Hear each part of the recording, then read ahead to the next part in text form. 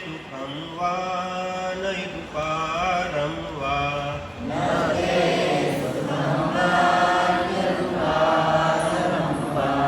वेदन्ते भूयस्तत एव दुःखम्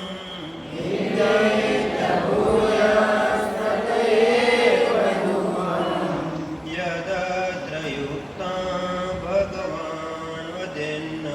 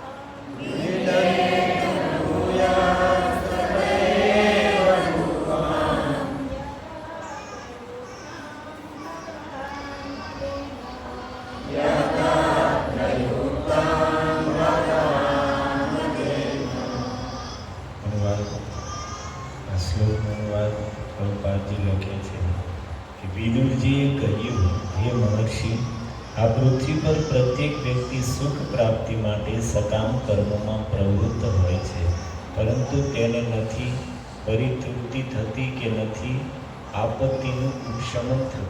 આથી ઉલટું આવી પ્રવૃત્તિઓથી તેની પરિસ્થિતિ વણસે જ છે. આથી કૃપા કરીને સાચા સુખની પ્રાપ્તિ માટે વ્યક્તિએ કેવી રીતે જીવવું જોઈએ તેનું માર્ગદર્શન આપો. ઓમ જ્ઞાનતિમિરાંધસ્ય જ્ઞાનાંજનશલાકયા ચક્ષુરુન્મિલિतं येन તસ્મૈ શ્રીગુરુવે નમઃ. નમો વિષ્ણુપાદાય કૃષ્ણપ્રેષ્ઠાય ભૂતલે શ્રીમતે ભક્તિવેદાંત સ્વામીનિતિ નામિને. નમસ્તે સરસ્વતી ગૌરવાણી પ્રચારિણે નિર્વિશેષ શૂન્યવાદી પાશ્ચાત્ય દેશતારિણે. વાંછાકલ્પતરુભ્યશ્ચ કૃપા સિંધુભ્ય એવ ચ પતિતાનાં પાવનેભ્યો વૈષ્ણવેભ્યો નમો નમઃ.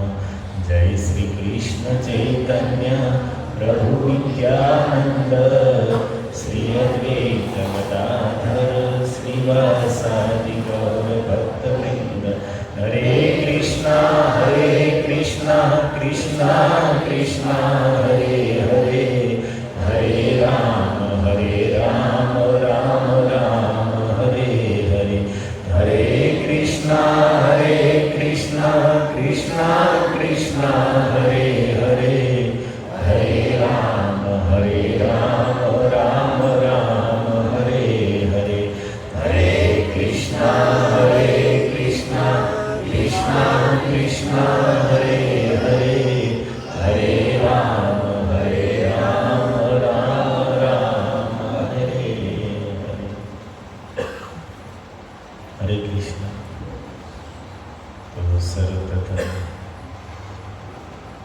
પ્રતિ મંગળવારે શ્રીમદ ભાગવત કથામાં પધારેલા આપ સર્વ શ્રોતાઓના ચરણોમાં સાદર દંડવત પ્રણામ.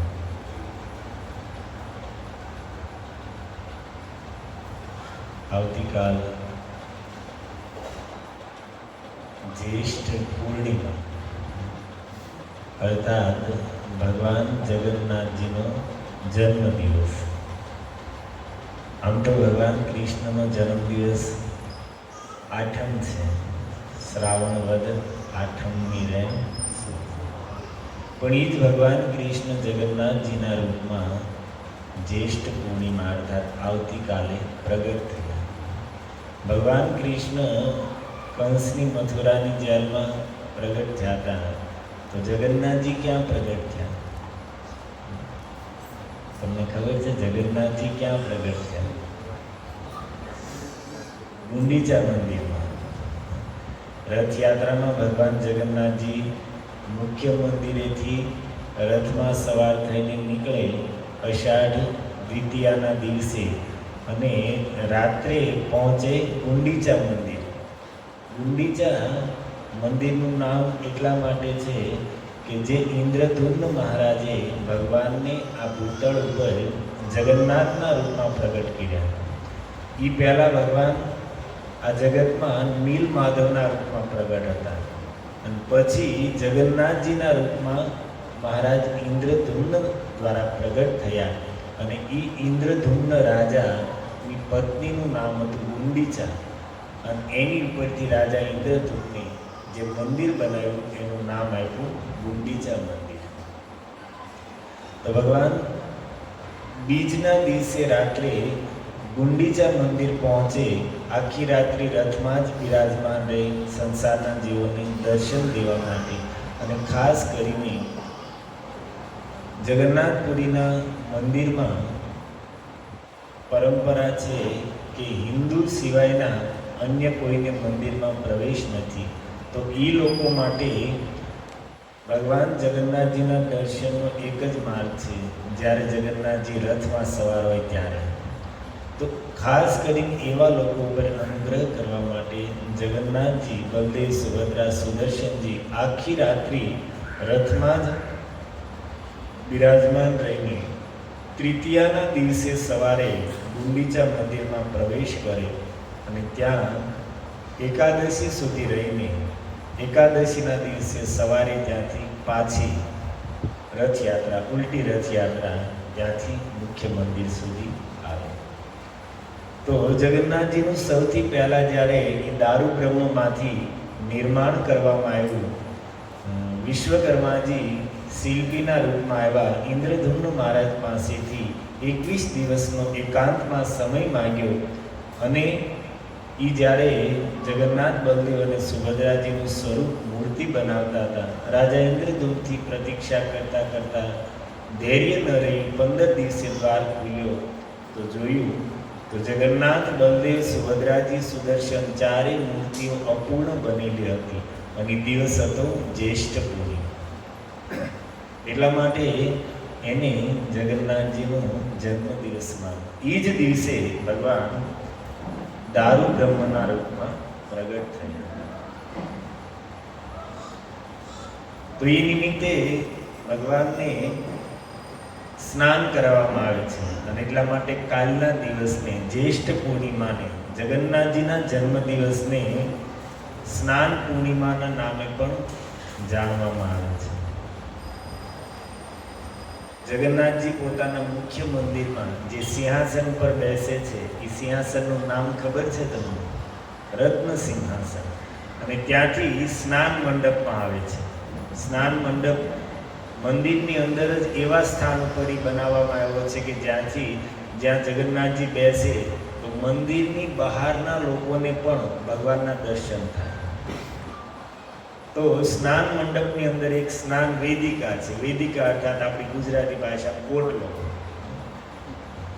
એની પર આવીને બિરાજમાન થાય અને પછી જગન્નાથજીને સ્નાન કરાવવામાં આવે. 130 ઘડા પાણી ભરીને જગન્નાથ મંદિરમાં ઉત્તર દ્વાર પાસે એક કૂવો છે જેની અંદર સમસ્ત તીર્થોનો વાસ છે. અને કૂવામાંથી 130 ઘડાઓ, અત્યારે તો માટીના ઘડાઓ, પહેલાં સોનાના ઘડાઓ, 130 પાણી ભરવામાં આવતું. રાત્રિએ ભરી લેવામાં આવે, આખી રાત શીતળ થાય અને એમાં પાછું ચંદન, કપૂર, હળદર, કસ્તુરી, કેસર ઇત્યાદિ સુગંધી પદાર્થ અને સુગંધી પુષ્પો નાખવામાં આવે. અને પછી એ ઘડાઓને જે જગન્નાથજીના સેવકો છે એ લઈને સ્નાન વેદિકા સુધી જાય. અને એટલું જળ પવિત્ર હોય છે અને એની પવિત્રતા માટે એટલી સાવધાની રાખવામાં આવે છે કે જે સેવકો એ ઘડાઓને લઈને જાય છે એના મુખ પણ, મોઢું અને નાક પણ શું કહેવાય વસ્ત્રથી બાંધેલું હોય, જેથી એ જળને શ્વાસ પણ સ્પર્શ કરીને દૂષિત ન કરી શકે. અને પછી 130 ઘડા ઠંડા જળથી જગન્નાથ, બલદેવ, સુભદ્રાજી, સુદર્શન ચક્રને સ્નાન કરાવવામાં આવે અને એટલા માટે જ સ્નાન યાત્રા કહેવાય. અને સ્વયં ભગવાને જ મહારાજ ઇન્દ્રદ્યુમ્નને આવી રીતે મારા જન્મદિવસના દિવસે સ્નાન કરાવવાનો આવો આદેશ આપેલો. તો એ પરંપરા ત્યારથી લઈને આજ સુધી ચાલી આવે છે. કાલે આપણા મંદિરમાં પણ શ્રી શ્રી રાધા ગિરધારી મંદિરમાં પણ 10:30 વાગે સ્નાન યાત્રા છે. જગન્નાથજીને સુંદર સ્નાન કરાવવામાં આવશે અને પછી તમને હાગમટે મહાપ્રસાદ મહામંત્રણ છે.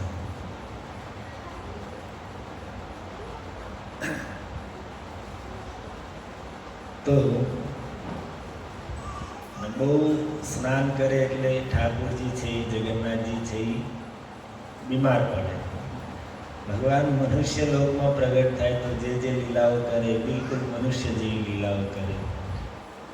એની પાછળ અનેક કારણો છે, રહસ્ય છે. પણ હવે આજ મને ભાગવતમનો શ્લોક આપ્યો છે એટલે આપણે એની પર ચર્ચા કરીશું. પણ રથયાત્રા સુધી 2-3 મંગળવાર જે ભક્તો આવશે તમને કંઈક ને કંઈક જગન્નાથજીની કથાઓ સંભળાવશે. કળિયુગમાં ભગવાન જગન્નાથજી પ્રત્યક્ષ દેવ છે. કળિયુગના આરાધ્ય દેવ કોઈ હોય તો એ ભગવાન જગન્નાથ છે. સતયુગમાં ભગવાન બદ્રીનાથમાં નર નારાયણના રૂપમાં પ્રગટ હતા. દ્વાપર યુગમાં ભગવાન દ્વારકામાં પ્રગટ લીલા કરતા હતા.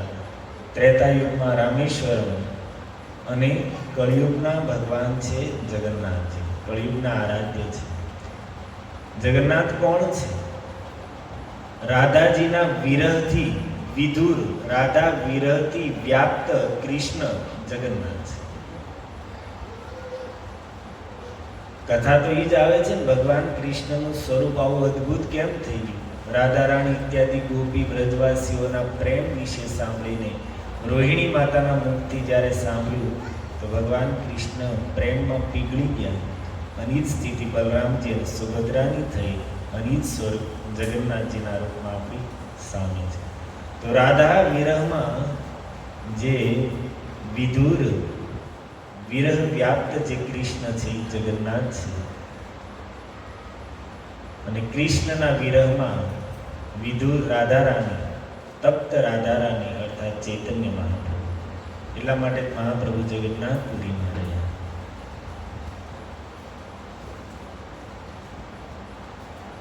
ચૈતન્ય મહાપ્રભુ કહે છે, દારૂ બ્રહ્મ રૂપે કૃષ્ણ પ્રગટ સંપ્રતિ દર્શને સ્નાનેર કરે જીવે રમુકતિ.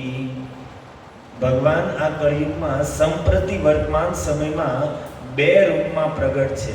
દારૂ જલ રૂપે, એક તો દારૂ બ્રહ્મના રૂપમાં અર્થાત લાકડાના વિગ્રહના રૂપમાં, અને એક જળ પાણીના રૂપમાં. આ 2 રૂપમાં ભગવાન કળિયુગમાં વર્તમાન સમયમાં સાક્ષાત પ્રગટ છે કૃષ્ણ. દારૂ બ્રહ્મ રૂપે સાક્ષાત શ્રી પુરુષોત્તમ ભાગીરથી હય જલ બ્રહ્મ સમ. ભાગીરથી ગંગાજી છે, સાક્ષાત દ્રવીભૂત ભગવાનનું સ્વરૂપ છે. ભગવાન જ પાણીના રૂપમાં સાક્ષાત પરબ્રહ્મ જ જલના રૂપમાં વહી રહ્યા છે. ગંગાજી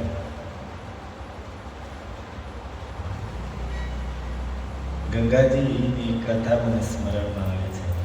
ગંગાજી વિશે લખ્યું છે કે કોઈ જીવ ગંગાજીમાં સ્નાન કરશે તો સ્નાન કરતાની સાથે સદ્ય મુક્તિ દદાતી, તરત જ જીવ મુક્ત થઈને ચતુર્ભુજ રૂપ ધારણ કરીને વૈકુંઠમાં જશે. ગંગાજીના મહિમામાં આવું લખ્યું છે.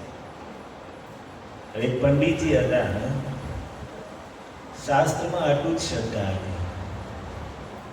આપણે ત્યાં શાસ્ત્રમાં શ્રદ્ધા અને ભગવાનમાં શ્રદ્ધા એ 2 વાત નથી, એક જ વાત છે. શાસ્ત્રમાં શ્રદ્ધા, શાસ્ત્રના વચનમાં શ્રદ્ધા, આનું નામ જ ભગવાનમાં વિશ્વાસ. તો એ બ્રાહ્મણ દેવતાને એટલી શ્રદ્ધા હતી, પંડિતજી હતા અને શાસ્ત્રમાં અપાર અતૂટ શ્રદ્ધા હતી. અને એક દિવસ પાઠ કરતા કરતા એને વાંચવામાં આવ્યું કે ગંગાજીમાં કોઈ સ્નાન કરે તો સદ્ય તરત જ જીવ મુક્ત થઈને ચતુર્ભુજ રૂપ પામીને ભગવાનના ધામને પામે છે. તો એ બ્રાહ્મણદેવ એ વાંચ્યું પછી ગંગાજીમાં સ્નાન કરવા ન જતા. શું કામ? હું ગંગાજીમાં નાવા જાઉં અને મુક્ત થઈ જાઉં તો મારી બ્રાહ્મણીનું શું થાય? છોકરાઓનું શું થાય, પરિવાર કોણ ચલાવશે? તો એટલા માટે એ ગંગાજીમાં સ્નાન કરવા ન જતા. અને થોડો સમય થયો, છોકરાઓ મોટા થયા, બધી જિમ્મેદારીઓ પૂરી થઈ ગઈ, કામકાજ છોકરાઓને સોંપી દીધું. અને પછી બ્રાહ્મણ પંડિત દેવને એમ થયું કે હવે હું ગંગાજીમાં સ્નાન કરીને મુક્ત થઈને ભગવત ધામમાં જઈશ. હવે આપણી આ સંસારની કોઈ જિમ્મેદારી જવાબદારી બાકી નથી રહી. તો પરિવારવાળા બધા પાસેથી વિદાય લીધી. એટલું જ નહીં, ગામમાં પણ બધાના ઘરે ઘરે જઈને એક જણાને કહે છે કે મારાથી તમારી પ્રત્યે કાંઈ ભૂલ થઈ ગઈ હોય, જાણતા અજાણતા કાંઈ અપરાધ થઈ ગયો હોય તો મને માફ કરજો. પૂછતા કોઈ થયું શું પંડિતજી? તો કે નહીં, હું જાઉં છું ગંગાજીમાં સ્નાન કરવા. તો અરે ગંગાજીમાં સ્નાન કરીને હવે તો હું મુક્ત થઈને વૈકુંઠ વયો જઈશ, તો પાછો આવવાનું નથી. તો છેલ્લા તમને રામ રામ કરતો જાઓ અને મારી ભૂલ માટે મને માફ કરી દેજો. લોકો કહે અરે પંડિતજી, ગામમાં કોઈ એવું નથી જે ગંગાજીમાં સ્નાન ન કરીને આવ્યા. બધાએ 2-4 વાર ગંગાજીમાં સ્નાન કર્યું છે. કોઈ તો દર વર્ષે કરે છે. કોઈ મુક્ત ન છે. તમે ક્યાં મુક્ત થઈ જાય છે? બ્રાહ્મણ દેવતા કે બીજા થયા કે ન થયા મને નથી ખબર, પણ મને વિશ્વાસ છે કે હું ગંગાજીમાં સ્નાન કરીને ચતુર્ભુજ રૂપ પ્રાપ્ત કરીને ભગવાનના ધામમાં જઈશ. બધા પાસેથી વિદાય લઈને બ્રાહ્મણ દેવતા આવ્યા અને વિધિવત ગંગાજીમાં સ્નાન કર્યું. વિધિવત અર્થાત ગંગાજીને પ્રણામ કરીને 3 વાર આચમન કરીને પગથી સ્પર્શ હે માતા હું તમને કરું છું એની માટે ક્ષમા માગીને ગંગાજીમાં ઉતર્યા છે. ગંગાજીમાં ડૂબકીઓ લગાવી અને જોયું. બ્રાહ્મણદેવ વિચાર કરે કે હારું મુક્ત તો થયો નહીં, આમ જોવે કે હારું ચતુર્ભુજ રૂપ ન થયું આપણું, બેના બે જ હાથ છે અને મુક્તય ન થયો. બ્રાહ્મણદેવને બહુ દુઃખ લાગ્યું, રડવા માંડ્યા જોર જોરથી. મનમાં વિચાર કરે છે ભાઈ દેખું, વેદો સાક્ષાત નારાયણ, વેદ તો સાક્ષાત ભગવાન નારાયણના શ્વાસથી પ્રગટ થયા છે. અને એટલા માટે શાસ્ત્રમાં, વેદમાં, એના વચનોમાં ક્યારેય થોડી પણ કમી ન હોય, એમાં ક્યારેય થોડી પણ ખામી ન હોય. કમી મારામાં જ ક્યાંક હશે, મારા જ દુર્ભાગ્ય હશે, મારી ક્યાંક અયોગ્યતા હશે, મારામાં પાત્રતા નહીં હોય, એટલા માટે હું મુક્ત ન થયો. નહીં તો શાસ્ત્ર થોડું ક્યારેય મિથ્યા વચન બોલે. એટલો હજી એને શ્રદ્ધા છે કે શાસ્ત્રમાં એને દોષ નથી દેખાતો, મારામાં કંઈક કમી હશે જેની લીધે હું મુક્ત ન થયો. અને પોતાના દુર્ભાગ્યને કોસતા કોસતા એ પંડિતજી હતા એ રોવા માંડ્યા, જોર જોરથી રડે છે. ને એવામાં દૂરથી નારદજી આવતા દેખાયા. નારદજી નજીક આવ્યા, બ્રાહ્મણદેવ પ્રણામ કરે. નારદજીએ દુઃખી જોઈને પૂછ્યું કે શું થયું મહારાજ, કેમ રડો છો? તો કે ભગવાન મને સમજાતું નથી કે શાસ્ત્રમાં લખ્યું છે, મેં વાંચ્યું છે ગંગાજીમાં સ્નાન કરતાની સાથે જીવ મુક્ત થઈ જાય છે, પણ હું મુક્ત ન થયો. મારામાં એવી શું કમી છે, મારામાં શું એવો દોષ છે, તમે જ મને બતાવો કે હું મુક્ત કેમ ન થઈ. નારદજી અંદરથી બહુ પ્રસન્ન થયા. ધન્ય છે આ બ્રાહ્મણદેવની શ્રદ્ધાને. નારદજી કહે છે કે પંડિતજી જુઓ, મારા પિતાજી બ્રહ્માજી કમંડલની અંદર ગંગાજીને રાખે છે અને નિત્ય ગંગાજીનું પૂજન કરે છે. ચાલો આપણે એની પાસે જઈને એને પૂછીએ. પોતાના યોગથી એ બ્રાહ્મણ દેવતાને સાથે લઈને નારદજી ગયા બ્રહ્મલોક અને બ્રહ્માજીને કીધું કે ભાઈ આ બ્રાહ્મણ દેવનો પ્રશ્ન છે કે મુક્ત કેમ ન થયું. બ્રહ્માજી કહે છે કે ભાઈ ગંગાજીની મહિમા તો અપાર છે, પણ હવે આ બ્રાહ્મણ મુક્ત કેમ ન થયા એનો આપણી પાસે જ એક કામ કરું. ભગવાન શંકર આ જગતમાં ગંગાજીનો મહિમા સૌથી અધિક ભગવાન શંકર સમજ્યા છે. પોતાના મસ્તક પર જટાઓમાં ધારણ કરે છે. એને જ જઈને આપણે પૂછીએ. બ્રહ્માજી નારદજીને સાથે એ બ્રાહ્મણ દેવતાને લઈને કૈલાસ કરાયા. ભગવાન શંકરને કીધું કે ભાઈ આ બ્રાહ્મણ દેવની આવી સમસ્યા છે. તો શિવજી સાંભળીને પણ વિચારવા માંડ્યા કે ભાઈ સાક્ષાત બ્રહ્મદ્રવ છે, ભગવાનનું ચરણામૃત છે, એ જ ભાવથી મસ્તક પર આદરપૂર્વક ધારણ કરું છું. મહિમા પણ અપાર છે, પણ હવે આ બ્રાહ્મણ દેવ મુક્ત કેમ ન થયા એનો કોઈ પ્રશ્ન. તો શિવજી કહે છે કે જો આપણે એકબીજાને પૂછીએ અને એમાં કંઈ સમાધાન, જેના ચરણોમાંથી ગંગાજી નીકળ્યા છે ને એની પાસે જઈને એને જ પૂછીએ. તો ભગવાન શંકર, બ્રહ્માજી, નારદજી બ્રાહ્મણને લઈને વૈકુંઠમાં ગયા છે. ભગવાન શેષજીની સૈયા પર સૂતેલા છે. પ્રણામ કરીને પૂછે છે કે પ્રભુ, આ બ્રાહ્મણ દેવનું દૂત છે કે ગંગાજીનો એટલો અપાર મહિમા શાસ્ત્રમાં લખ્યો છે અને એમાં સ્નાન કરવા છતાં એ મુક્ત કેમ ન થયા? ભગવાન હસે છે. હસતા હસતા કહે છે, નારદજી, આ બ્રાહ્મણ દેવતાની ગંગાજીની મહિમામાં શાસ્ત્રના જે વચન છે એની શ્રદ્ધાનું પ્રત્યક્ષ ફળ તમે જુઓ કે આ જગતમાં તમારા, બ્રહ્માજીના અને ભગવાન શંકર ત્રણેયના દર્શન દુર્લભ છે.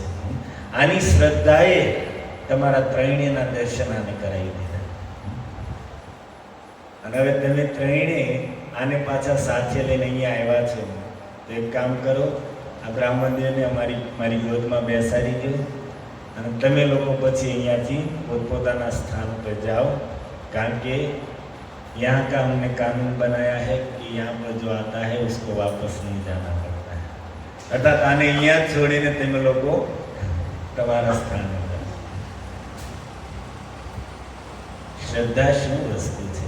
શાસ્ત્રના આપણે ફળથી વંચિત એટલા માટે રહી જઈએ છીએ કે આપણી શ્રદ્ધામાં કમી છે. શાસ્ત્રના વચનોમાં કમી નથી. સ્પષ્ટ લખ્યું છે, યાદૃશી ભવેત શ્રદ્ધા તાદૃશી ભવેત સિદ્ધિ. જેટલી શ્રદ્ધા હશે આપણને એટલું જ પામશું. આ તો ભાઈ દરિયો છે, આપણું પાત્ર જેટલું હશે એટલું ભાગ્યમાં આવશે, હાથમાં આવશે.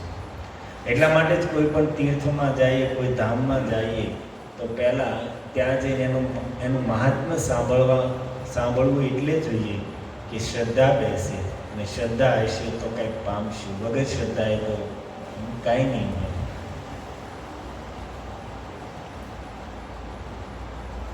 હા, આપણી વાત હતી કે મહાપ્રભુ કહે છે કે ભાગીરથી હય જલ બ્રહ્મ સમ. કલયુગમાં ગંગાજી પ્રત્યક્ષ ભગવાન કૃષ્ણ જળના રૂપમાં વહી રહ્યા છે અને જગન્નાથ દારૂ બ્રહ્મ રૂપે સાક્ષાત શ્રી પુરુષોત્તમ ક્ષેત્ર જગન્નાથપુરીમાં લાકડાના વિગ્રહના રૂપમાં જે ભગવાન બિરાજમાન છે એ સાક્ષાત પ્રગટ કૃષ્ણ છે આ કળિયુગમાં. અને એટલા માટે જગન્નાથજીને કળિયુગના આરાધ્ય દેવ કીધા છે. આપણે ઇસ્કોન મંદિરમાં, કોઈ પણ મંદિરમાં રાધા કૃષ્ણ પછી આવશે, પહેલા જગન્નાથજી આવશે. કોઈ પણ જગ્યાએ જાય છે, કારણ કે જગન્નાથજીના રૂપમાં ભગવાન કૃષ્ણ સૌથી અધિક કૃપાળુ, દયાળુ જગન્નાથના સ્વરૂપમાં છે. તો કાલ ભગવાન જગન્નાથજીનો જન્મદિવસ છે. સ્નાન થશે, બીમાર પડશે અને બપોર પછી પાછો ગજવેશ ધારણ કરશે. કર્ણાટકના એક બ્રાહ્મણ ગણપતિ ભટ્ટજી જગન્નાથજીના દર્શન કરવા આવ્યા. એને પણ એવી શ્રદ્ધા, જે આ બ્રાહ્મણની કથા કરી એણે સ્કંદ પુરાણમાં આ ગણપતિ ભટ્ટજીએ વાંચ્યું કે પુરુષોત્તમ ક્ષેત્રમાં યત્ર શંખ ચક્ર ગદાધર સાક્ષાત પુરુષોત્તમ દર્શનાન જંતુનામ સદ્ય મુક્તિ દદાતિ યો કૃપાનિધિ. પુરુષોત્તમ ક્ષેત્રમાં શંખ ચક્ર ગદા પદ્મ ધારણ કરીને જે ભગવાન પુરુષોત્તમ જગન્નાથજી બેઠા છે એટલા દયાળુ છે. દર્શનાન જંતુનામ સદ્ય મુક્તિ દદાતિ. દર્શન માત્રથી સંસારના જીવોને મુક્ત કરી દે છે, કર્મના બંધનમાંથી, સંસારના બંધનમાંથી, વાસનાઓના બંધનમાંથી. એટલા કૃપાળુ છે. અને જ્યારે આ શ્લોક વાંચ્યો તો એ ગણપતિ ભટ્ટજી ઘરેથી બધું જ છોડીને નીકળ્યા મુક્ત થવા માટે, જેમ મેં તમને બ્રાહ્મણની કથા સંભળાવી. અને એની બચારાની આ સ્થિતિ. આવ્યાને જોયું તો શું જોવે છે? એ ગણપતિજીના ઉપાસક હતા, એટલે એને એમ હતું કે પરબ્રહ્મ અર્થાત જેને શુદ્ધ હોય. અને આવીને દર્શન કર્યા. એ દિવસ સ્નાન પૂર્ણિમા, જ્યેષ્ઠ પૂર્ણિમાનો દિવસ હતો. જગન્નાથ બલદેવ સુભદ્રાજી સ્નાન વેદિકા ઉપર બિરાજમાન છે. અને ગણપતિ ભટ્ટજીએ દર્શન કર્યા તો જોવે છે કે આને સૂંઢ નથી, પરબ્રહ્મ અર્થાત સૂંઢ હોય, કારણ કે એણે ગણેશજીની આરાધના કરી. તો એ તો દુઃખી થઈને વૈયા ગયા. મેં તો ખોટું સાંભળ્યું, ખોટું વાંચ્યું કે ભાઈ પુરુષોત્તમ ક્ષેત્રમાં સાક્ષાત પરબ્રહ્મ બિરાજમાન છે. ભગવાન જગન્નાથજી કે વૃદ્ધ બ્રાહ્મણના રૂપમાં પાછા ગયા, બોલાવા નહીં, એક સેવકને મોકલ્યા, એના પ્રધાન સેવકને, કે જાઓ જઈને બોલાવીને આવો. અને જ્ઞાને કીધું કે અરે ભાઈ સૂંઢ છે, તમારે જોવા ફરક થયો છે, ચાલો. સમજાવીને પાછા લાવ્યા. અને આવીને જોયે તો શું હતું? જગન્નાથ અને બલદેવજી બંનેને સૂંઢ લટકતી હતી. ભગવાન જગન્નાથજીએ એને એની ઈચ્છા શું કામ પૂર્તિ કરી જાણો છો?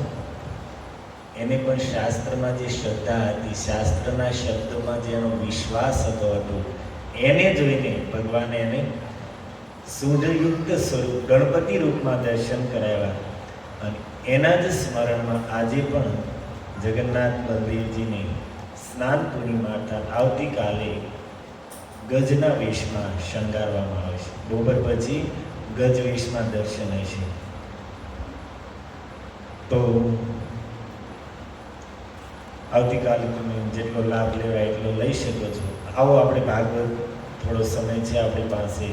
બહુ સુંદર શ્રી વિદુરજી મહારાજ ગંગાજીના તટ પર આનંદ ક્ષેત્રમાં મૈત્રીજીનો જ્યાં આશ્રમ છે ત્યાં પહોંચ્યા છે. અને વિદુરજીના મુખમાંથી પહેલી જ વાત નીકળે છે. શ્લોક તમે ઉચ્ચારણ કર્યો, બહુ સરળ શ્લોક છે. શબ્દ વાંચો ત્યાં જ એનો અનુવાદ સમજાય જાય. શું કહે છે કે હે ભગવાન, સુખાય કર્માણી કરોતી લોકો, સંસારના લોકો સુખની પ્રાપ્તિ માટે કર્મ કરે છે, પણ ન તે સુખમ, પણ એને સુખ મળતું નથી. અન્યદ ઉપારમમ વા, અને દુઃખમાંથી ઉપારમ અર્થાત દુઃખમાંથી નિવૃત્ત મુક્ત થતા નથી. સંસારના લોકો દિવસ રાત મહેનત કરે છે સુખની પ્રાપ્તિ માટે, પરંતુ હે ભગવાન, જોવામાં આવે છે કે નથી તો એને સુખ મળતું, કે નથી એના દુઃખની નિવૃત્તિ થતી. વિંદેત ભૂયસ તત એવ દુઃખ, ઉપરથી પરિણામ એવું આવે છે કે એનું દુઃખ વધતું જાય છે. પ્રયાસ કરે છે સુખ પ્રાપ્તિ માટે, સુખ તો મળતું નથી, પણ ઉપરથી દુઃખ એનું દિવસે દિવસે વધતું જાય છે. માણસ આખો દિવસ મહેનત કરે, સવારથી લઈને સાંજ સુધી, શું કામ? પૈસા કમાવા માટે. પૈસા શું કામ કમાવા? પૈસા હશે તો બધા સાધનો, સગવડો, સુવિધાઓ બસાવશું ને એનાથી સુખી થશે. એટલા માટે બધું આપણે કાંઈ વ્યવહાર વધારીએ, સમાજમાં સંબંધો વધારીએ, સમાજના કાર્યો કરીએ, પૈસા, બધાનો ઉદ્દેશ અંતમાં એક જ આવીને ઉભો રહે કે સુખી થવું છે. બધા જ સુખ માટે સુખની ખોજમાં લાગ્યા છે અને સુખ માટે પ્રયાસ કરી રહ્યા છે.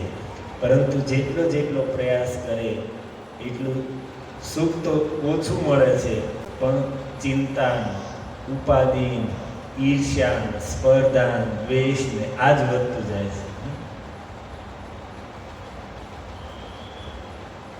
આનું શું કારણ? આવું શું કામ થાય છે? વિદુરજીનો પ્રશ્ન છે. વિદુરજી મૈત્રીજી પાસે આવ્યા છે શું કામ? ઉદ્ધવજીના કહેવાથી ભગવાનના જ્ઞાનને પ્રાપ્ત કરવા માટે, ભગવાનની લીલાઓને સાંભળવા માટે. તો યોગ્ય તો એ હતું કે વિદુરજી આવીને મૈત્રીજીને ભગવાનના નામ, રૂપ, ગુણ, લીલા, ધામ વિશે પૂછે. પણ એ ન પૂછતા પ્રશ્ન શું કરે છે? હે ભગવાન, સંસારના લોકો કર્મ કરે છે સુખ માટે, અને સુખ તો મળતું નથી, દુઃખ એનું વધતું જાય છે. એનું શું કારણ? કેમ? કારણ કે વિદુરજીએ આ પ્રશ્ન લોક સાધારણને ધ્યાનમાં રાખીને આ પ્રશ્ન પૂછ્યો છે. વિદુરજી જાણે છે કે જ્યાં સુધી કોઈ જીવ એ વાતને નહીં સમજે કે આ જગતમાં સુખ છે નહીં, ત્યાં સુધી એ ભગવાનના તત્વને જાણવાનો અધિકારી થતો નથી. સાંભળો ધ્યાનથી. જડ ભરતજી રઘુગણ રાજાને કહે છે કે રાજન, જ્યાં સુધી મનુષ્યને આ સંસારનું સુખ મિથ્યા અને સ્વપ્નવત છે આ વાત સમજમાં નથી આવતી, ત્યાં સુધી ઉપનિષદના સ્પષ્ટ શબ્દો, વચનો પણ એને તત્વબોધ નહીં કરાવી શકે. પહેલા એ વાત સમજાવવી પડે કે આ જગતમાં સુખ છે નહીં. આ સમજાશે તો જ આપણે ભગવાનને સમજવાના અધિકારી થઈશું. રામાયણમાં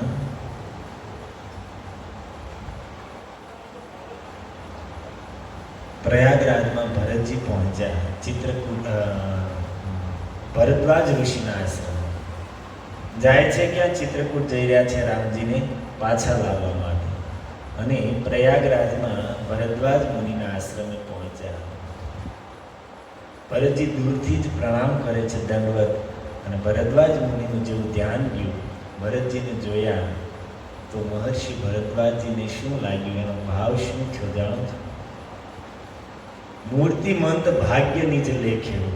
ભરદ્વાજ મુનિ સોચે છે વિચાર કરે છે કે ઓહો ભરતના રૂપમાં મારું સૌભાગ્ય આજ શરીર ધારણ કરી નાખ્યું.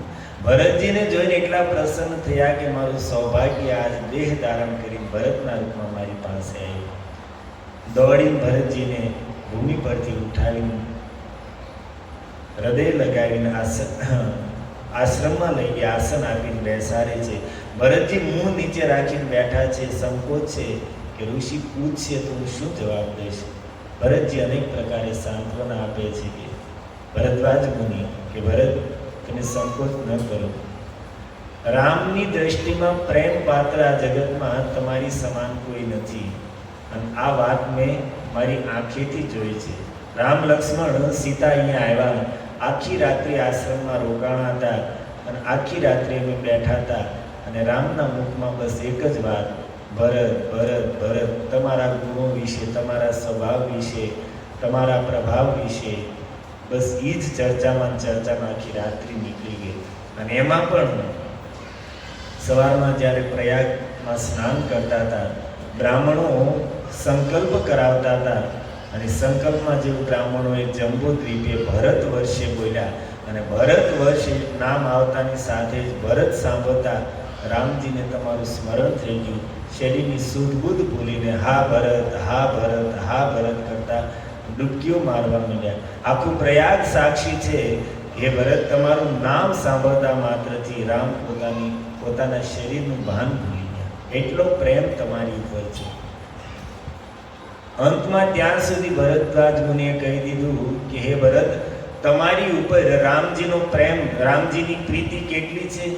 तुम पर यस स्नेह रघुबर को सुख जीवन जग जस जड़ नर के. तुम पर अस स्नेह रघुबर को તમારી ઉપર રઘુનાથજીને એટલો સ્નેહ છે કેટલો સુખ જીવન જગ જસ જડ નરકે. સંસારના જીવોને સુખી જીવન ઉપર જેટલી પ્રીતિ હોય એટલી પ્રીતિ રામજીને તમારી ઉપર છે.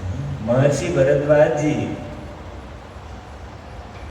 આ જગતમાં જેમના ગુરુ વાલ્મીકીજીએ રામાયણ લખી અને રામાયણ લખી એ સમયે ભરદ્વાજ મુનિ એની સાથે હતા. ભરદ્વાજજી મહર્ષિ વાલ્મીકીજીના શિષ્ય છે.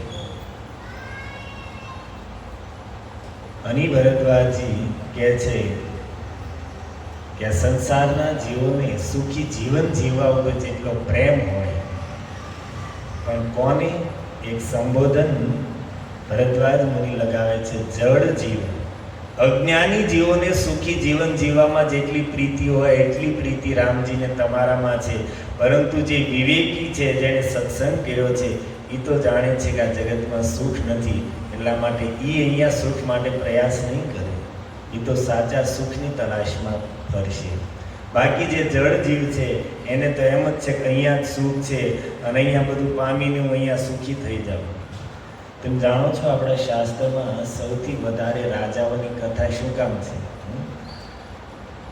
નાના હતા ત્યારે આપણને શું સંભળાતા? એક હતા રાજા અને એક હતી રાણી. મેચ ચાલુ થાય એટલે જ્યાં સુધી આપણે સુઈ ન જઈએ ત્યાં સુધી રાજા અને રાણી ચાલુ રહે.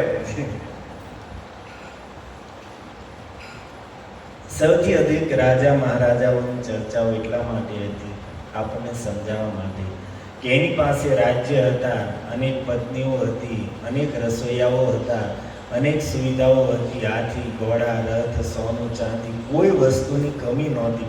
એટલું હોવા છતાં પણ એ કોઈને સુખ નહોતું, શાંતિ નહોતી. હજી તો એ બીજાના રાજ્ય હડપવામાં 100 ને 200 ને 500 રાણીઓ છે, જો સંતોષ થઈ ગયો હોય, ધરાઈ ગયા હોય તો હજી વિવાહ કરવામાં શું કામ લાગ્યા? હજી તો વિવાહ કરવામાં, બીજાના રાજ્ય હડપવામાં, યુદ્ધમાં ને એમાં જ લાગેલા છે. શું કામ? સુખી થઈ ગયા હોય, શાંતિ મળી ગઈ હોય તો એટલાથી સંતોષ માનીને એમાં ને એમાં નો સુખથી રહે. હજી એને સંતોષ કે સુખ નથી. ઈ લોકો પાસે, રાજા મહારાજાઓ પાસે જે વસ્તુઓ હતી પહેલેથી, અને છતાં સુખ નહોતું, અને આપણને એમ છે કે એ બધી વસ્તુઓ પામીને આપણે સુખી થઈ જઈશું. આ વાત આપણને સમજાવવા માટે આપણે સુખની તલાશમાં જે વસ્તુઓની પાછળ, જે પદાર્થોની પાછળ ભાગી રહ્યા છીએ, એ બધું જ રાજા મહારાજાઓ પાસે પહેલેથી હતું, છતાં કોઈની જીવનમાં સુખ નહોતું, સંતોષ નહોતી, શાંતિ નહોતી. આ વાત આપણને સમજાવવા માટે રાજાઓની કથાઓથી આપણા શાસ્ત્ર રહ્યા છે.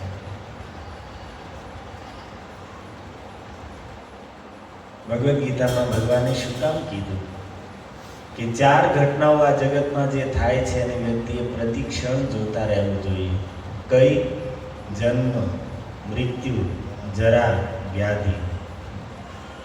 માણસનો જન્મ થાય, ગર્ભમાંથી કેટલી પીડા ભોગવીને આવ્યો છે, અને કેટલા કષ્ટપૂર્વક જન્મ થાય છે, અને મરે ત્યારે કેટલી વેદના થાય છે, અને વચ્ચે જરા અને વ્યાધિ, વચ્ચે રોગ અને ગડપણ, અને બીજા પણ દોષ, દુઃખ દોષ, અનુદર્શન. બીજા પણ આ જગતમાં જે દોષો છે, જે દુઃખ છે, અનુદર્શન. ભગવાન કહે છે કે આને જોતા રહેવું જોઈએ. કેમ? ત્યારે સમજાશે. આ બધી ઘટનાઓ સંસારમાં આપણી આંખ સામે નિરંતર ઘટી રહી છે. કોઈ જન્મે છે, કોઈ મરે છે, કોઈ રોગથી પીડાય છે, કોઈ ગડપણથી દુઃખ ભોગવી રહ્યા છે, કોઈને નાના પ્રકારના દુઃખ છે, કોઈ દોષથી પીડિત થઈ રહ્યા છે. આ બધું જોતા રહીશું ત્યારે આપણું મન માનશે કે ભાઈ આ જગતમાં સુખ નથી. ત્યારે આપણું મન છે અને આ જગતમાંથી અને વૈરાગ્ય જાગશે, અને ત્યારે આપણું મન આ જગતની આસક્તિથી છૂટશે, અને જ્યારે આ જગતમાંથી એને દુઃખનો અનુભવ થશે ત્યારે ભગવાનના માર્ગે લાગશે. જ્યારે સમજાશે કે આ સંસારમાં સુખ નથી, અને ત્યારે એ જીવ છે એ સુખની તલાશમાં ભટકતો એકના એક દિવસ સત્સંગનો આશ્રય લેશે, અને સત્સંગમાં બેસશે ત્યારે એને સમજાશે કે સંસારમાં ભગવાનના ભજનને છોડીને સુખનું મોટું કોઈ સાધન નથી. સૌથી મોટા સુખનું કોઈ સાધન હોય તો એ છે ભગવાનનું ભજન. અને એટલા માટે તમે જો આ બધા રાજા મહારાજાઓ આખી જિંદગી એને સુખ ભોગવ્યું, સુવિધાઓ ભોગવી, છતાં સંતોષ ન થયો, તૃપ્તિ ન થઈ, તો અંતમાં બધું છોડીને વનમાં જઈને ભજનમાં લાગી ગયા. કેમ? સત્સંગના બળથી સમજાણું કે ભાઈ સુખ તો અહીંયા છે. ઉપનિષદમાં એક કથા આવે છે કે આ જગતમાં સુખ કોને છે? સૌથી વધારે સુખી કોણ? તો કીધું ભાઈ આ પૃથ્વી પર માની લો કોઈ એવા વ્યક્તિઓ તમે ખોજ કરો કે સ્વસ્થ છે, બુદ્ધિમાન છે, ધનવાન છે, એની પાસે દુનિયાભરની બધી જ સુવિધાઓ, સંપત્તિઓ, સુખના સાધનો છે.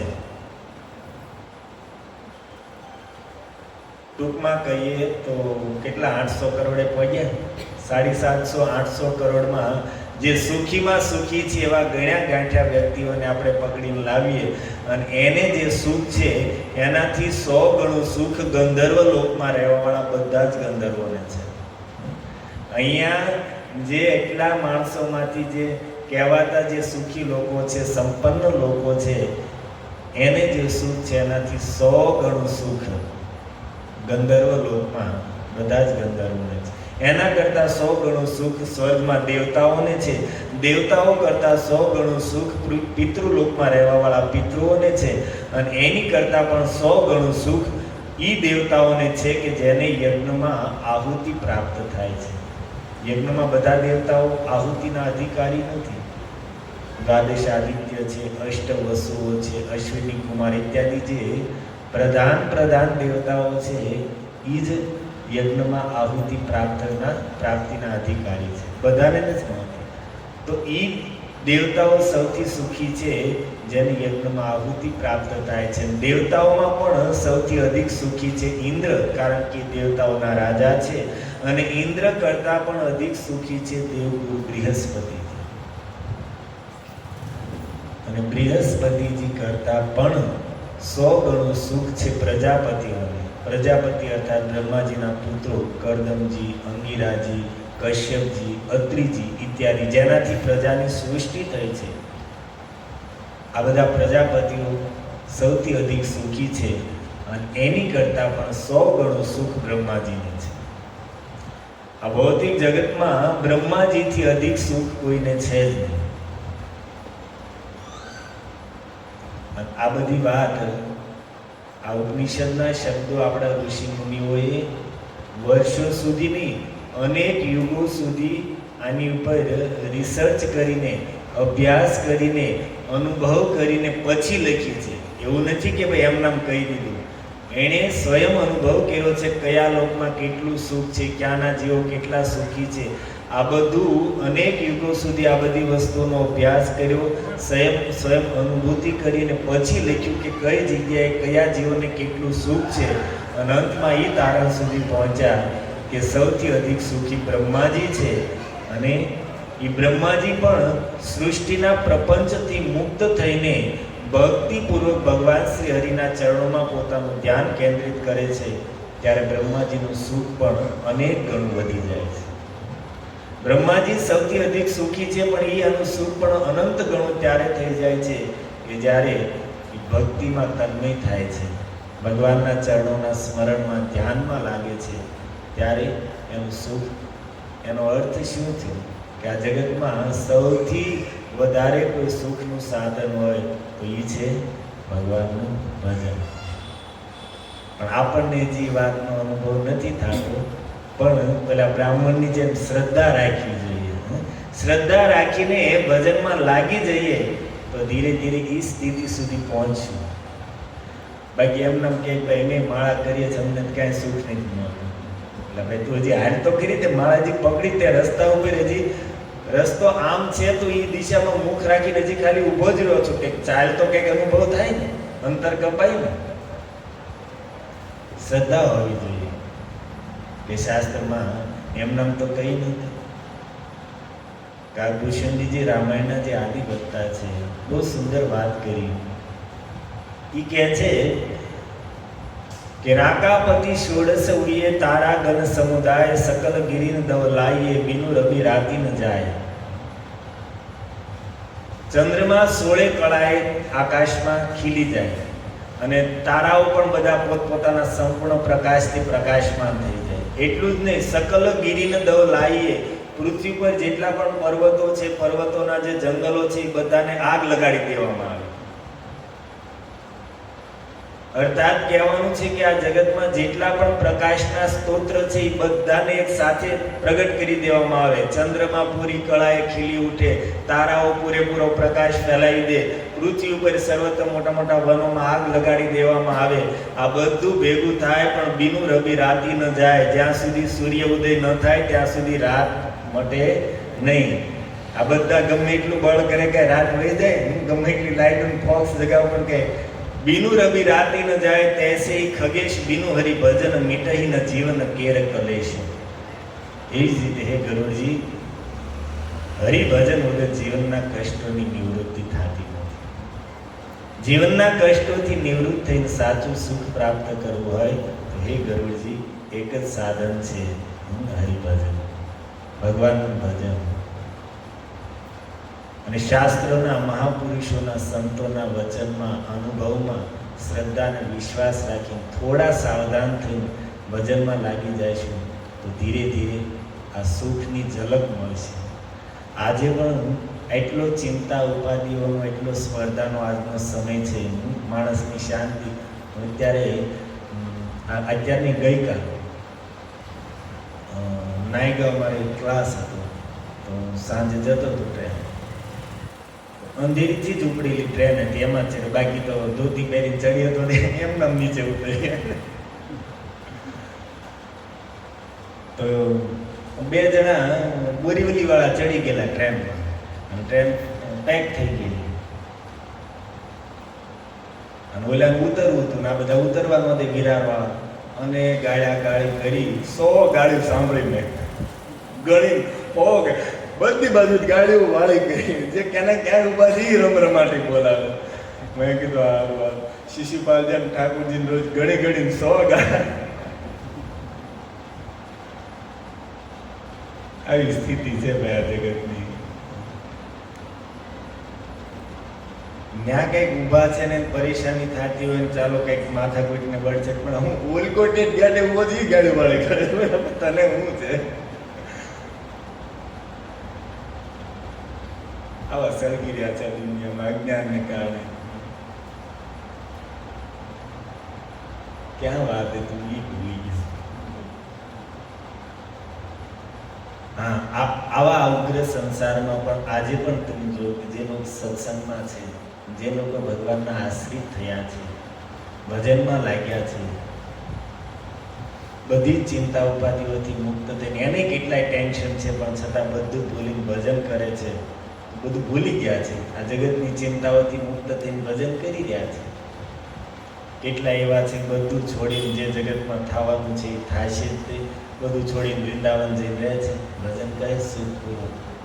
અથવા તો અહીંયા કે ચિંતા ઉપાધિઓ છે પણ થવાનું વિશે થાય છે, ઠાકોરજી પર છોડીને પોતે લાગેલા છે. થોડું ગમતું હજી આપણે ભક્તિ કરતા નથી, ખાલી ભક્તિ કરવાનો પ્રયાસ કરીએ છીએ, છતાં પણ અનુભવ થાય છે જગતની જંજાળમાંથી, જગતની ચિંતા ઉપાધિઓમાંથી કેટલા મુક્ત છીએ. પ્રારંભિક સ્થિતિમાં પણ જો થોડીક આપણને ઝલક મળતી હોય તો જો થોડા આગળ વધશું તો સ્પષ્ટ આ ચિત્ર થશે કે નહીં, અમસ્તુ મહાપુરુષોએ નથી કીધું ભજનમાં કેવું સુખ છે.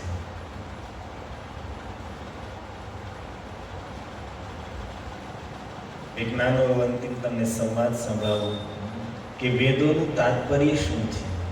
વેદ એટલા માટે જ કહે છે કે જગતમાંથી જીવોને મુક્ત થવું હોય, સાચું સુખ પ્રાપ્ત કરવું હોય તો એકમાત્ર સાધન છે કૃષ્ણ ભક્તિ. પણ સ્પષ્ટ વેદોએ નથી કીધું. શું કામ? મહાપ્રભુએ આ વાત સમજાવી છે. ચૈતન્ય મહાપ્રભુ અને નિત્યાનંદ પ્રભુ બંને એક દિવસ નવદ્વીપથી જતા હતા શાંતિપુર. ક્યાં? અદ્વૈત આચાર્યના ઘરે જવા માટે બંને ભાઈઓ નીકળ્યા. ગંગાજીના કિનારે કિનારે ચાલતા ચાલતા જાય છે અને એમાં એક ગામ આવ્યું લલિતપુર કરી. અને લલિતપુર ગંગાજીના કિનારા પર જ વસેલું ગામ હતું અને એમાં પણ ગંગાજીના એકદમ તટ ઉપર એક સુંદર મહેલ બનેલો હતો, મોટું મકાન બનેલું હતું. તો બંને ભાઈ જાય છે તો મહાપ્રભુ પૂછે છે નિત્યાનંદ પ્રભુને કે ગંગા તટ ઉપર આવું સુંદર ઘર કોનું છે? નિત્યાનંદ પ્રભુ કહે છે આ એક ગૃહસ્થ સંન્યાસીનું ઘર છે. કોણ? ગૃહસ્થ સંન્યાસીનું ઘર છે. અર્થાત સંન્યાસી છે પણ બૈરા છોકરાવાળા. મહાપ્રભુ કહે છે તો ચાલો અંદર જઈને સંન્યાસીના દર્શન તો કરીએ. તો બંને ભાઈ અંદર ગયા દર્શન કરવા માટે.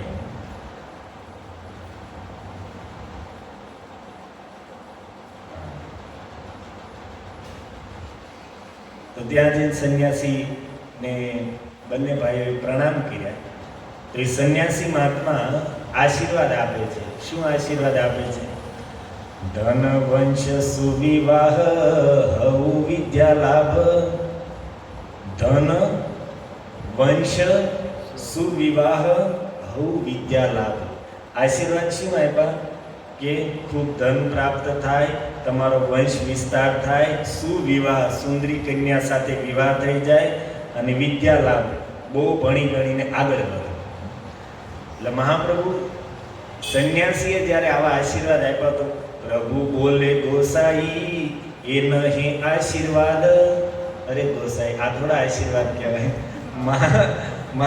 પ્રભુ બોલે ગોસાઈ એ નહીં આશીર્વાદ. આ કઈ આશીર્વાદ કહેવાય?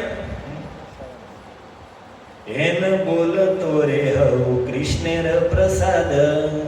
તમારે આશીર્વાદ દેવા હોય તો એમ કહો કે કૃષ્ણની કૃપા તમને મળે. મહાપ્રભુ શું કહે છે? એન બોલતો રે હઉ કૃષ્ણેર પ્રસાદ. તમે એવા આશીર્વાદ આપો કે તને કૃષ્ણની કૃપા મળે. પછી મહાપ્રભુ કહે છે કે સંન્યાસી મહાત્મા તમે જે આશીર્વાદ આપ્યા ને એ વસ્તુ કદાચ મળશે તો એ આ જગતમાં જાજી ટકવાની નથી. નાશવાન વસ્તુના આશીર્વાદ આપ્યા એનાથી શું લાભ? એની કરતાં આશીર્વાદ આપવા હોય તો કંઈક અવિનાશી વસ્તુના આપો. શું કહે છે? વિષ્ણુ ભક્તિ આશીર્વાદ અક્ષય અવ્યય. વિષ્ણુ ભક્તિના આશીર્વાદ આપો એ અક્ષય વસ્તુ છે, એ સાથે આવવાવાળી વસ્તુ. તમે જે ધન ને વંશ ને સુંદરી કન્યા વિદ્યા આ બધું ક્ષણિક વસ્તુ છે, શાશ્વત વસ્તુ નથી. આશીર્વાદ દેવા હોય તો અક્ષય વસ્તુ છે, વિષ્ણુ ભક્તિના આપો. જે લીલા ગોસાઈ તો મારે યોગ્ય નાઈ. મહાપ્રભુ કહે છે કે મહાત્મા તમે જે આશીર્વાદ આપ્યા ને તમારી યોગ્ય નથી. અર્થાત સાધુ સંતોને આવા આશીર્વાદ ન આપવા. ગૃહસ્થ લોકો પગે લાગીને એમ કે ભાઈ 100 છોકરા થાય, બહુ કમાન, સુખી રહે, 100 વર્ષનો થાય, આપણે આવા જ આશીર્વાદ હોય. મહાપ્રભુ કહે છે કોઈ ગૃહસ્થ વ્યક્તિ આવા આશીર્વાદ દે તો બરોબર છે, પણ તમારી જેવા સંન્યાસીઓ આવા આશીર્વાદ દે યોગ્ય નથી. એટલે ઓલા જે સંન્યાસી હતા, દારી સંન્યાસી હતા, કન્યા રાખવાવાળા સંન્યાસી, એનો મગજ હલી ગયો. આ કાલ સવારનું દૂધ મૂકો. અર્થાત નાનું એવું બાળક અને મને ઉપદેશ દે છે, અરે જે આશીર્વાદ દુર્લભ છે આવા આશીર્વાદ મેં આને પ્રસન્ન થઈને આપ્યા. અને આ કાલ સવારનું છોકરું પાછું મને સમજાવે છે, અરે હું કે કાશી ગયો, અયોધ્યા ગયો, ચિત્રકૂટ ગયો, શ્રીરંગમ ગયો, કુરુક્ષેત્ર ગયો, હરિદ્વાર ગયો, માયાપુર ગયો, ક્યાં ક્યાં નથી ગયો. બધા તીર્થોમાં ભ્રમણ કર્યો, કેટલો જીવનમાં મેં અનુભવ કર્યો અને અંતમાં બધું જ સમજીને સત્ય વસ્તુના આને આશીર્વાદ આપ્યા. અને આ પાછું કાલ સવારનું જાગેલું મને પાછું શિખામણ આપે છે. અને મહાત્માનો મગજ ગયો તો એ શું કહે છે? હૈલવા વિષ્ણુ ભક્તિ તોમર શરીરે. તમે કહો છો, એ સંન્યાસી મહાપ્રભુને કહે છે, તું કહે છો કે વિષ્ણુ ભક્તિ પ્રાપ્ત થાય તો તારા શરીરમાં કદાચ વિષ્ણુ ભક્તિ જાગશે. ધન વિના કી ખાઈબ, બોલ તો અમારે. ધન નહીં હોય તો ખાઈશું ક્યાં? તો મને મહાત્મા કીધા શું કે સાંભળો, ધન વિના કી ખાઈબ, બોલ તો અમારે. ધન વગર ખાઈશું ક્યાં? તો મને. એટલે મહાપ્રભુ કહે છે, શુન શુન ગોસાઈ સંન્યાસી જે ખાઈબ, નિજ કર્મે જે આછે સે આપને મિલીબ. એ સંન્યાસી મહાત્મા સાંભળો, તમે કહો છો ને શું ખાઈશ? કર્મ અનુસાર જે ભાગ્યમાં હશે ને એ મને મળશે અને હું ખાઈશ. તમે એમ કહો છો કે જેની પાસે ધન હોય એને જ ખાવાનું મળે, તો ધન નથી શું ભૂખ્યા રહે છે? અચ્છા બતાવો મહાત્મા કે પશુ પક્ષીઓ પાસે કયું ધન છે? કોઈ ભૂખ્યા તો રહેતા નથી. અને તમે એમ કહો છો કે આ જગતમાં ધન અને વંશ, ધન વંશ નિમિત્ત સંસાર કામ્ય કરે, બોલ તાર ધન વંશ તબે કે ન મરે. આખી દુનિયા ધન માટે ને વંશ વિસ્તાર માટે જ દિવસ રાત મહેનત કરે છે. અનુષ્ઠાન કરે તોય ધન મળે એટલા માટે કરે છે, ધર્મ કરે તોય તે મારો વંશ મોટો થાય એટલા માટે કરે છે, અને મહેનત કરે તોય ધન અને પરિવાર બે માટે જ કરે છે. તો પછી બધા મહેનત તો ધન અને વંશ માટે કરે છે, તો બતાવો કે લોકોનું ધન નષ્ટ હું કામ થઈ જાય છે અને પરિવારના લોકો મરી હું કામ જાય છે? મહેનતથી મળી જતું હોય તો આ બધા ધન માટે પરિવાર માટે મહેનત કરે છે, ધન નષ્ટ થઈ જાય છે, પરિવારના લોકો મરી જાય, શું કામ મરે છે? બતાવો. જરેર લાગિયા કેવો કામ ના કરે, તબે કેને જ્વર આસી પીડે શરીરે. મહાપ્રભુ કહે છે કે સંન્યાસી દેવતા કોઈ આ જગતમાં માંદા પડવા માટે મહેનત નથી કરતું, તો એ બધા બીમાર શું કામ પડે છે? બતાવો. અમુક તો જાજા બીમાર જ રહેતા હોય. અરે પ્રભુજી કહેતા કુલી પ્રભુને મગજમાં ઘૂસી ગયું છે, બીમાર તો એને મગજમાં જ કાઢવું પડશે.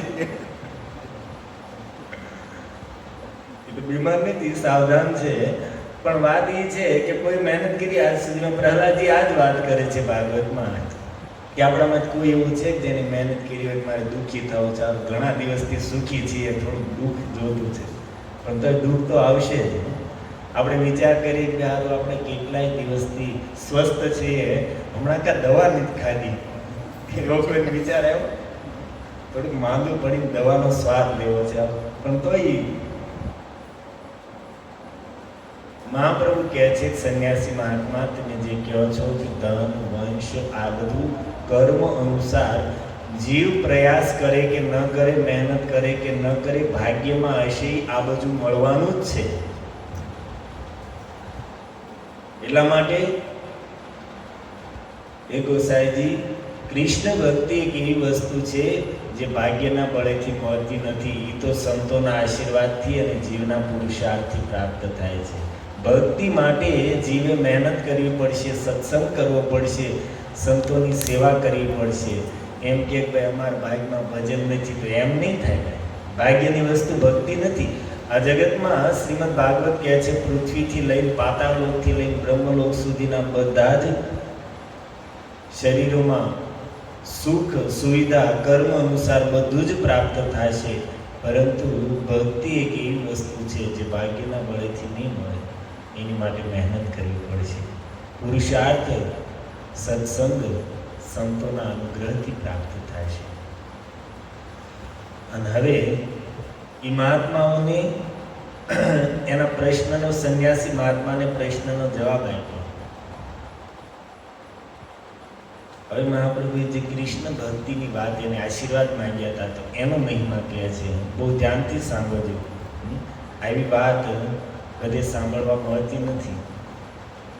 વેદોનો અભિપ્રાય મહાપ્રભુ પ્રગટ કરે છે. વેદે કો બુજાય સ્વર્ગ બોલે જના જન. વેદ વાતમાં લોકોને સ્વર્ગની વાત કરે છે. કે પહેલા તો ઇહલોકના સુખ બતાવે છે કે અમુક અનુષ્ઠાન કરશો, અમુક વ્રત કરશો, અમુક સત્કર્મ કરશો તો સંસારમાં સંપત્તિ મળશે, પત્ની મળશે, પુત્ર મળશે, સ્વસ્થ આયુષ્ય મળશે.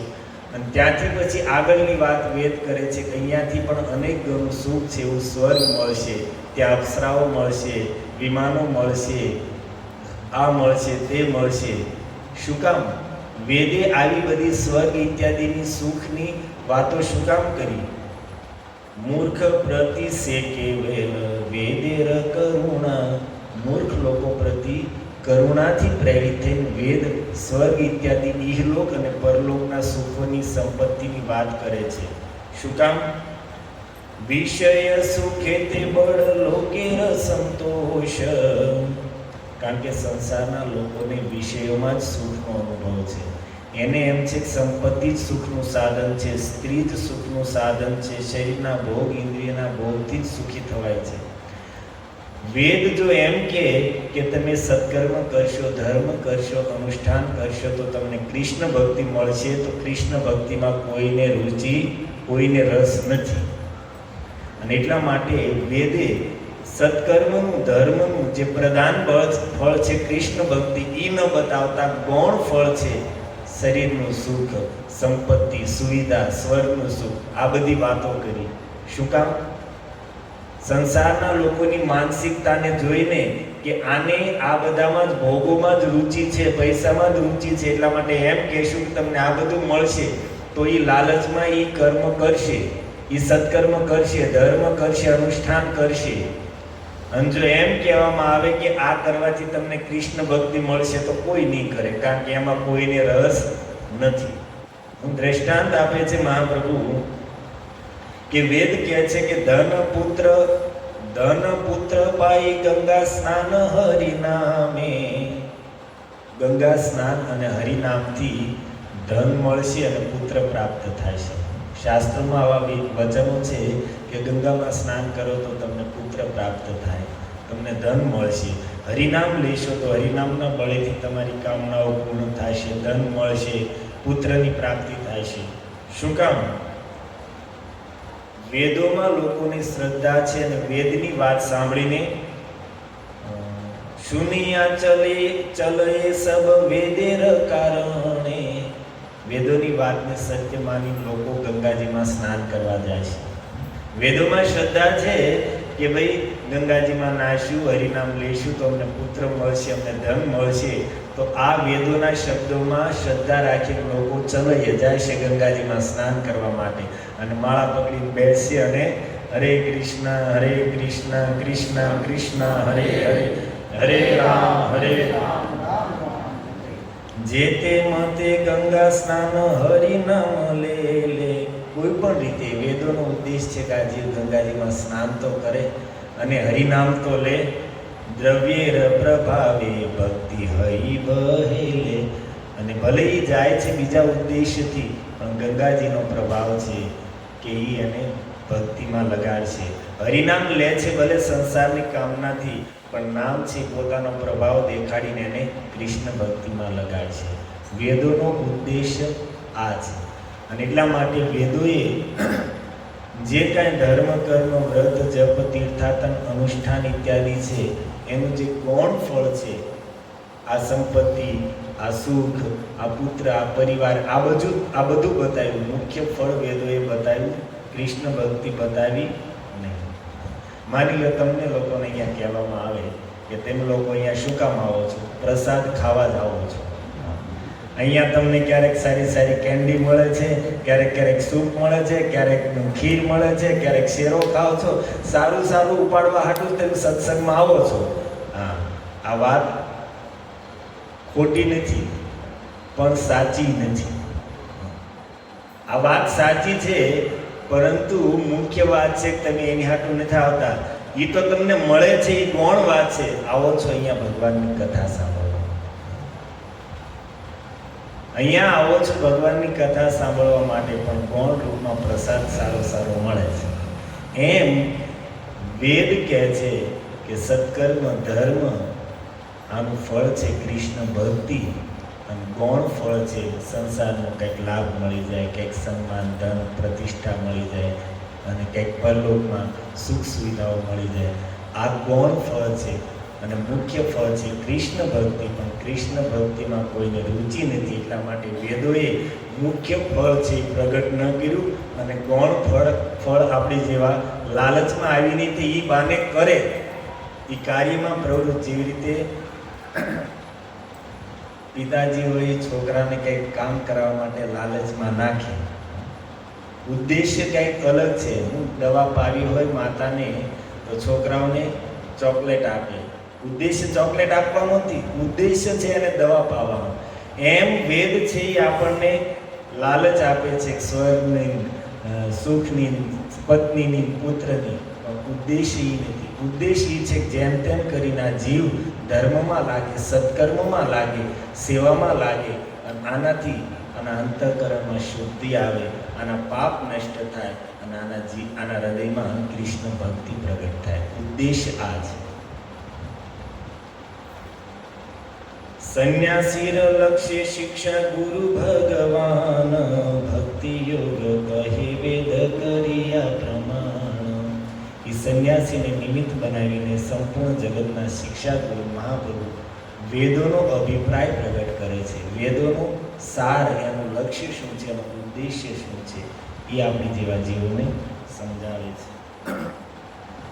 તો વિદુરજીનો પ્રશ્ન છે કે આ સંસારમાં લોકો સુખ માટે મહેનત કરે છે, પણ સુખ તો મળતું નથી, અને ઉપરથી આનું દુઃખ વધતું જાય છે. શું કામ?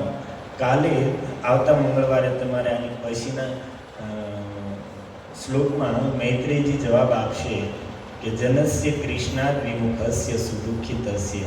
એ વિદુરજી, સંસારના લોકો દુઃખી છે એનું એક જ કારણ છે કૃષ્ણાદ વિમુખસ્ય. કૃષ્ણથી વિમુખ છે એટલા માટે આ જગતમાં ભટકી રહ્યા છે. જ્યાં સુધી આ જગતમાં છે ત્યાં સુધી દુઃખમાંથી મુક્ત થવાના નથી, અને જ્યાં સુધી ભગવાન કૃષ્ણથી વિમુખ છે ત્યાં સુધી જીવ આ જગતમાંથી મુક્ત થવાનો નથી, અને જ્યાં સુધી મુક્ત નહીં થાય ત્યાં સુધી દુઃખમાંથી મુક્ત થવાનું નથી. તો સુખી થવા માટે એક જ ઉપાય છે, કૃષ્ણની સન્મુખ થાય, કૃષ્ણના ભજનમાં લાગે. એ વિદુરજી, જીવ આ જગતમાં સુખ ખોજે છે, પણ અહીંયા સુખ છે નહીં, એને ખબર નથી, એટલા માટે અજ્ઞાનને કારણે અહીંયા સુખ ખોજે છે. પણ જ્યારે કોઈ સંતોનો આ બીજો શ્લોક લીધો, ત્રીજો અને ચોથા શ્લોકમાં કહે કે ભગવાનના ભક્તો આ જગતમાં એટલા માટે જ વિચરણ કરે છે કે અજ્ઞાનથી ભૂલા ભટકેલા જીવોને ભક્તિનો માર્ગ દેખાડીને સાચું સુખ અપાવશે. એટલા માટે જ ભગવાનના ભક્તો વિચરણ કરે છે. બહુ સુંદર સંવાદ છે મૈત્રેયજી વિદુરજીનો. આગળ તમે સાંભળો છો. હરે કૃષ્ણ હરે કૃષ્ણ કૃષ્ણ કૃષ્ણ હરે હરે હરે રામ રામ રામ. જગદગુરુ શ્રી પ્રભુપાદ કી જય.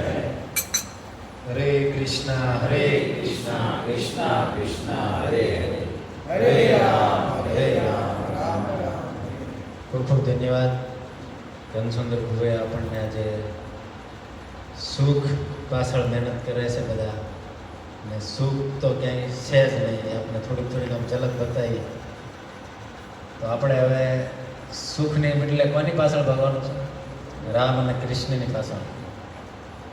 જેવી રીતે પ્રભુજીએ કીધું કે કાકભૂષણની ગરુડ સંવાદમાં, નિજ અનુભવ મેં કહું ખગેશા, બિન હરિ ભજન ન જાય કલેશા.